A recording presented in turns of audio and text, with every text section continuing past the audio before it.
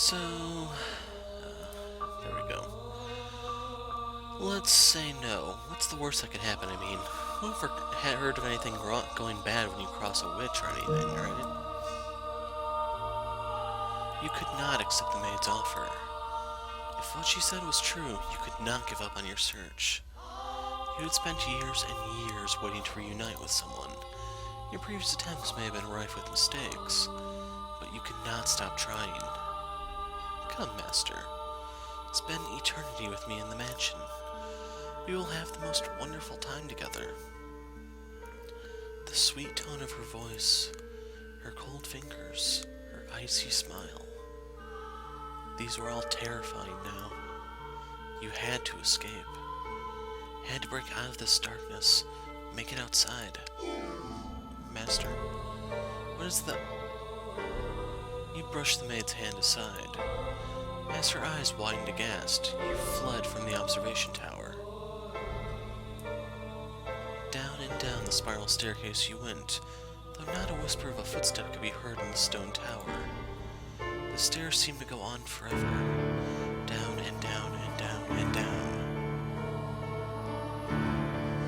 At long last, you arrived at the bottom, dashing from the next room without a passing glance at the angel in the stained glass window.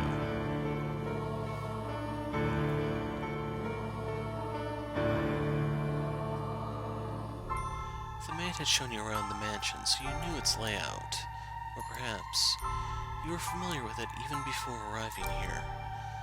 A large door came into view. The exit was up ahead. Master. But the next moment, her voice seized you from behind. You turned back, and there stood the maid, wearing the same smile. Where do you think you are going, Master? I told you, you mustn't let go of my hand. This mansion is quite large. You can get lost if you go walking around unaccompanied. Now come, let us head back. And please, do not let go of my hand. It was the same smile she always wore. The exact same. Right now, it seemed inexplicably ghoulish. The chill that ran down your spine was not from the lack of heat, but utter terror. Come, let us head somewhere else. You had to get out of here. Oh, I know. You can put some more kindling in the fireplace and start a fire. The sweet firelight and gentle warmth will have you feeling wonderful in no time. You had to get out of here. You must be quite disoriented. The impact of regaining your memories has you terrified. Am I correct? You had to get away. You had to escape. You had to get out of here. Do not worry. I will always take care of you. Keep you safe from anything that scares you. I will be here with you forever. You clawed at the door. It was not barred, so it should open. Nevertheless, it remained firmly in place. Now, you mustn't play around with that. Danger lurks around every corner outside. Fog blocking your sight, sinkholes in the road, a thick forest all around, beasts creeping about it in the night. How could I possibly allow weak little you to go out into that? Now, come back to my side, please. You have no need to be here. The maid drew toward you. She reached out her hand. Her whole body seemed to be trying to encase you in ice. She wanted to keep you chained here in the darkness. Do not worry, there is nothing to be afraid of. You had to get out of this place. You had to break free from this house of darkness, from this doting maid, and from the maelstrom of tragedy. You had to remain firm, unyielding in that desire. Your desire to go outside. Your wish to be set free. You could not compromise or relent. Your thirst for escape had to be stronger than the maid's intent to keep you here. If it was, the door would surely open. Master! You dashed out into the light.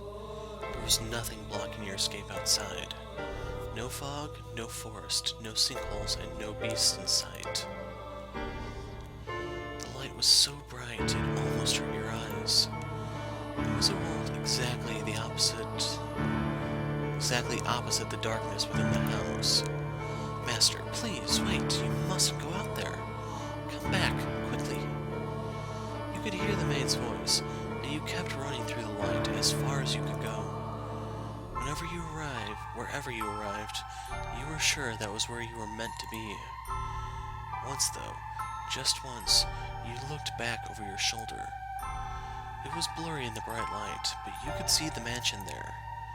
It wavered like a mirage, as though it could disappear at any second. The maid standing in the open door. She was desperately reaching her hands out for you, but you were too far out of reach. It seemed she could not leave the house. Perhaps you felt a pang of pity for her, but you were not sure. And when you could no longer hear the maid shouting for you, your consciousness snapped off. You fell not into darkness, but light.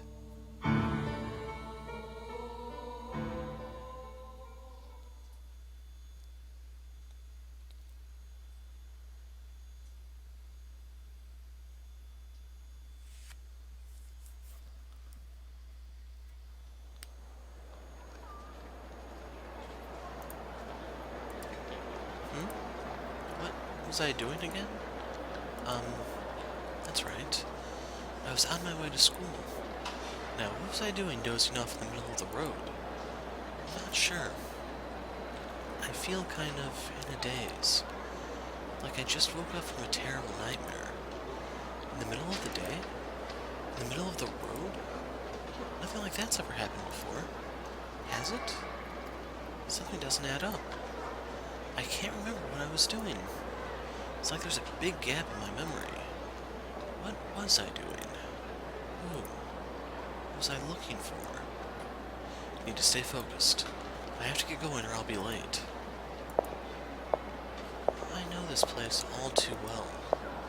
It's the same route I take to school every day. There's a vendor along the way that always waves good morning to me. Always? The same route. I know this place? Yes, I know this place. I see it every day. Every day. Nothing changes, it's always the same. My perfectly normal, ordinary, everyday life.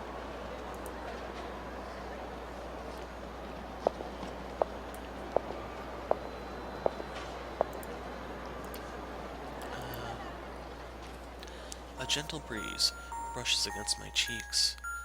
My hair flutters as my gaze slides upward. I'm looking at a tall, handsome man with long hair and a somewhat despondent demeanor. I think I know this man.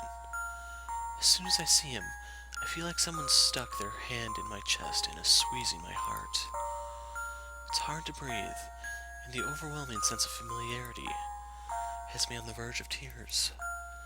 Elation jolts through all of my extremities. I know.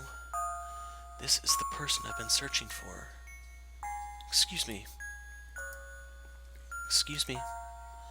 I have to get him to turn back. I have to look him in the eyes. I have to talk to him. We have to be reunited. I don't know his name, and he probably doesn't know mine, but still. This is fate, so... Back to the mansion. What? I must go back to the mansion. Hold on, there's something I need to tell you. How could I have made that mistake? It was the worst possible decision. I have to make things right. I have to take her hand. I have to make her smile for me. If I can't do that, what am I even alive for? What did I ever even return from the everlasting darkness for? Nothing. Absolutely nothing. What are you talking about? This time I'll do it.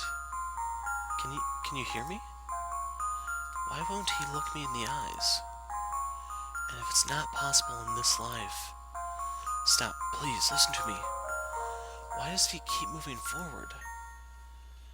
Then I'll just have to place my hope in the next one. Wait, red light! I beg your forgiveness.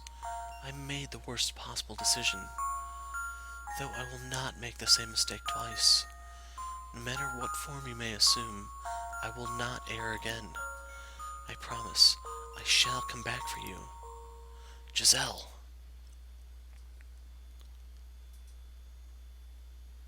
Hey, someone call an ambulance. Someone's been hit by a car.